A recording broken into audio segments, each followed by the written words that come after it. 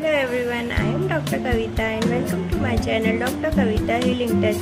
तो आज हम बात करेंगे हाइपोमेनोरिया के बारे में। आप सोच रहे होंगे हाइपोमेनोरिया क्या होता है। तो हाइपोमेनोरिया एक कंडीशन है जिसमें जो ब्लडिंग है वो बहुत कम होती है। जो मेंसेस के टाइम में फीमेल्स को ब्लडिंग होती है वो बहुत कम होती है, मतलब कि उनका मेंसेस नॉर्मली कितना 7 डेज़ का रहता है, किसी किसी को 5 डेज़ तक ब्लीडिंग होती है। बट हाइपोमेनोरिया वाली जो कंडीशन होती है उसमें फीमेल्स को सिर्फ 2 दिन ब्लीडिंग होती है, और जो ब्लीडिंग होती है वो ड्रॉप के रूप में होती है, मतलब कि आपके पैड्स पे बस स्पॉट दिखाई देते हैं। इस तरीके की ब्लीडिंग हो तो आपको हाइपोमेनोरिया की कंडीशन कहते हैं। तो फर्स्ट हम बात करते हैं कि इसके पीछे क्या पैथोलॉजी है। तो पैथोलॉजी ऐसी होती है जो नॉर्मल कंडीशन में जो एंडोमेट्रियम है वो थिक होकर उसकी शेडिंग हो जाती है तो ब्लडिंग होती है। और अगर पैथोलॉजिक कंडीशन है तो उसमें क्या होगा कि एंडोमेट्रियम जो रहती है वो पतली हो जाएगी, उसको वो थिकनिंग नहीं उसकी होगी, तो ब्लडिंग कैसे प्रॉपर होगी। अब हम बात करते हैं कि इसके पीछे क्या क्या कॉज हो सकते हैं। तो थायराइड कंडीशन, अगर किसी फीमेल्स में थायराइड की प्रॉब्लम है तो आपको हाइपोमेनोरिया देखने को मिलेगा। अगर कोई फीमेल एनेमिक है तो उनमें भी हाइपोमेनोरिया देखने को मिलता है। पीसीओडी पीसीओएस की कंडीशन में हाइपोमेनोरिया देखने को मिलता है। हार्मोन इनबैलेंस की कंडीशन में हाइपोमेनोरिया देखने को मिलता है। और अगर आपको बहुत ज़्यादा स्ट्रेस ले रही है, बहुत ज़्यादा स्ट्रेस लेती है कोई फीमेल, उस कंडीशन में भी हाइपोमेनोरिया देखने को मिलता है। मेनोपोज एज के टाइम, अगर बहुत मतलब कि आपकी एज हो गई है, जब मेनोपोज आने वाला है उसके पहले भी हाइपोमेनोरिया की कंडीशन देखने को मिलती है। उसके बाद एक्सेसिव एक्सरसाइज करने वाली फीमेल्स में भी हाइपोमेनोरिया की कंडीशन देखने को मिलती है।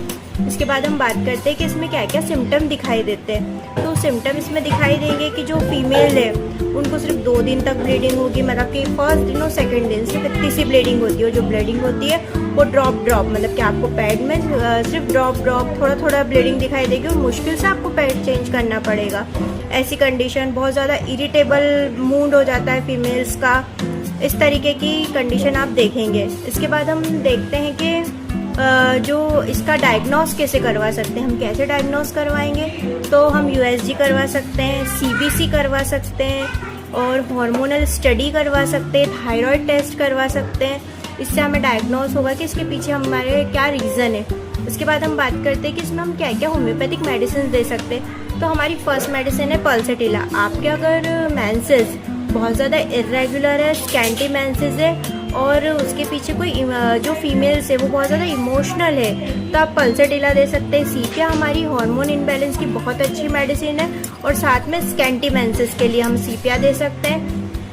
थर्ड मेडिसिन हमारी लैकेसिस। अगर आपको लेफ्ट साइड की प्रॉब्लम है और आपका जो मेंसेस है उसका फ्लो भी बहुत लो है तो आप लैकेसिस ले सकते हैं। और हमारी लास्ट मेडिसिन है नेट्रम्योर। आपको अगर बहुत ज़्यादा इरेगुलर मेंसेस है और आपका फ्लो बहुत कम है तो आप नेट्रम्योर लीजिए। इसके बाद कुछ जनरल टिप्स मैं आपको बताऊंगी। तो स्ट्रेस कम कीजिए, सबसे ज़्यादा स्ट्रेस की वजह से ऐसी कंडीशन होती है। प्रॉपरली स्लिप लीजिए। आयरन और प्रोटीन रिच अपनी डाइट रखिए। इसके बाद हाइड्रेट रहिए, और जब बहुत ज़्यादा एक्सरसाइज कर रही हैं तो एक्सरसाइज थोड़ी कम कीजिए। अपना जो परफेक्ट और हेल्दी बॉडी वेट है उसे मेंटेन कीजिए। और अब हम बात करते हैं कि कौन सी कंडीशन है जिसमें हमें डॉक्टर से कंसल्ट करना चाहिए। अगर आपको 2 to 3 साइकिल आपको अगर ऐसा ही हो रहा है तो आप अपने डॉक्टर से कंसल्ट कीजिए, अच्छे गायनोकोलॉजिस्ट से कंसल्ट कीजिए। उसके बाद अगर आपको थायराइड की प्रॉब्लम है तो एक बार ज़रूर दिखवाइए डॉक्टर को। मतलब ऐसी कंडीशन जिसकी वजह से आपको और ज़्यादा प्रॉब्लम हो सकती है तो उसको अवॉइड करें। पहले से ही आप अच्छा सा कंसल्टेशन लें। और इसी तरह के मेडिकल नॉलेज और फीमेल से जुड़ी जानकारी के लिए आप मेरे channel doctor Kavita healing touch को फॉलो करें। आपको इस टॉपिक से जुड़े कोई भी क्वेश्चन हो आपके मन में, या फिर आप इससे जुड़ी और भी कुछ जानकारी जानना चाहते हैं तो आप मेरे कमेंट बॉक्स में कमेंट